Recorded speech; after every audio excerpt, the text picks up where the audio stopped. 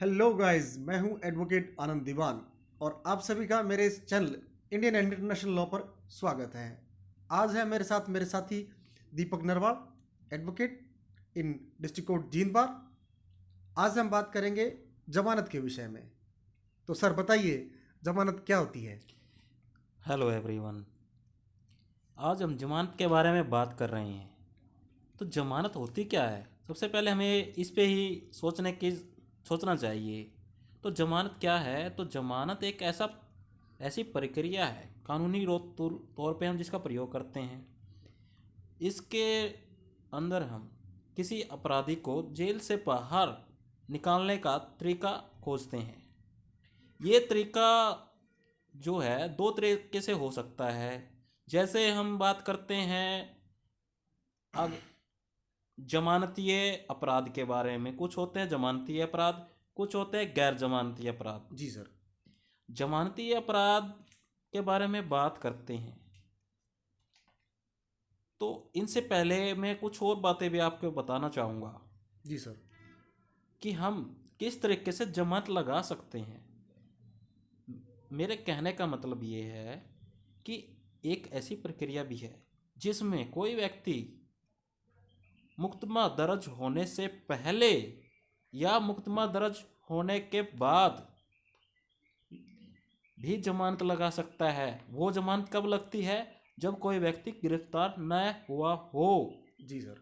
उसको जमानत को हम बोलते हैं अग्रिम जमानत यानी कि या फिर हमारे एंटीसिपेटरी बेल। Anticipatory bail. जी सर। तो बताइए सर, एंटीसिपेटरी बेल के बारे में बताइए कि कोई आदमी कब और किस समय ये जो राइट है उसको अपना अचीव कर सकता है। हम ये अधिकार अग्रिम जमानत के रूप में जो हम अधिकार यूज करते हैं, ये अधिकार हर व्यक्ति को है। और ये अपना अधिकार जो है वो कब प्रयोग करेगा?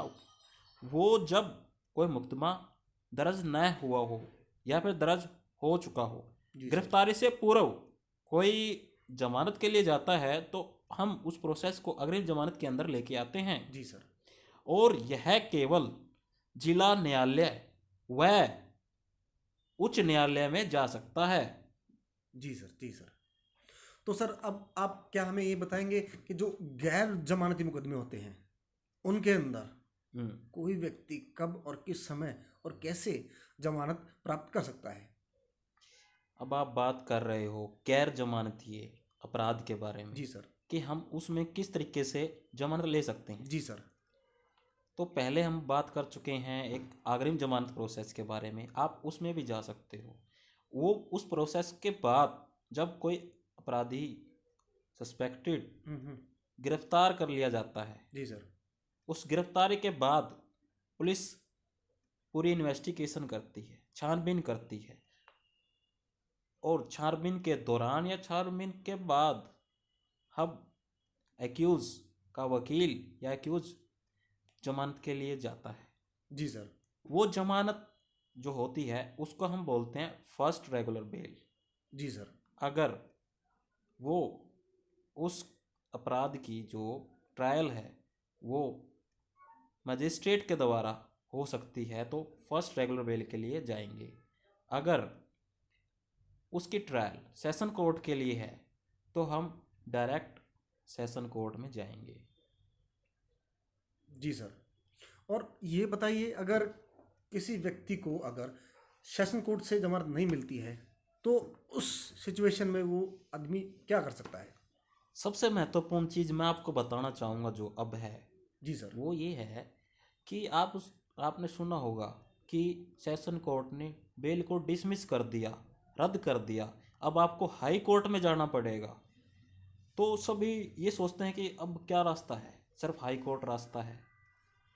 लेकिन डिसमिस भी एक ग्राउंड, डिसमिस पे जो ग्राउंड बनता है रद्द करने का, अगर वो ग्राउंड चेंज हो जाता है, बदल जाता है किसी भी रूप में, मान लेते हैं कि हमने जो जमानत लगाई थी वो चालान आने से पूर्व लगाई थी, तो हम चालान आने के बाद भी लगा सकते हैं।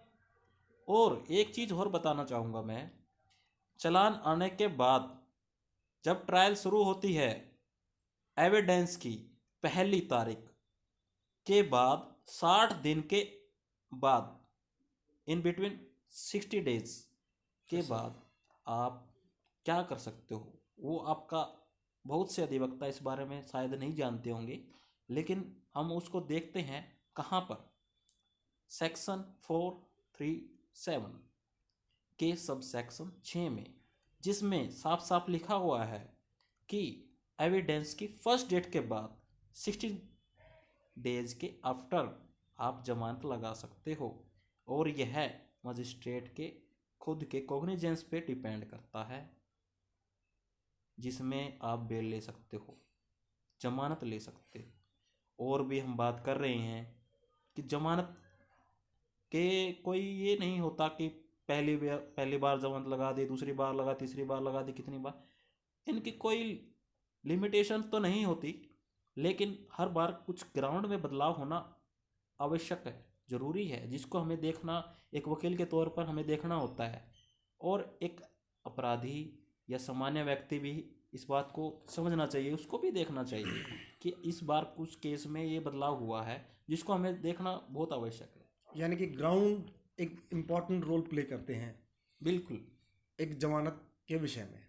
बिल्कुल सर, बिल्कुल। सर, तो सर क्या आप बता सकते हैं, जैसे ये जो गैर जमानती जमानत है, जब कोई बंदा प्राप्त करता है तो वो तो भारतीय दंड संहिता के अधिनियम के अंतर्गत है, उसका सेक्शन है 437। जी सर, तो क्या अग्रिम जमानत के लिए भी कोई ऐसा भारतीय दंड संहिता के अंदर सेक्शन है? एक अधिवक्ता महोदय के तौर पर आप ये जानना चाहते हो, या फिर आम आदमी अगर जानना चाहता है, तो आपको सेक्शन 438 में जाना पड़ेगा। जी सर, जी सर, जी सर। और इसमें साफ साफ लिखा हुआ है, अग्रिम जमानत सिर्फ केवल सेशन कोर्ट में लगती है, और इससे ऊपर की देखते हैं तो हाई कोर्ट में लगती है। जी सर, जी सर। तो thank you sir, thank you very much. तो दोस्तों, आप सभी ने देखा थैंक यू होगा आप सभी का। सर, जैसे आप सभी ने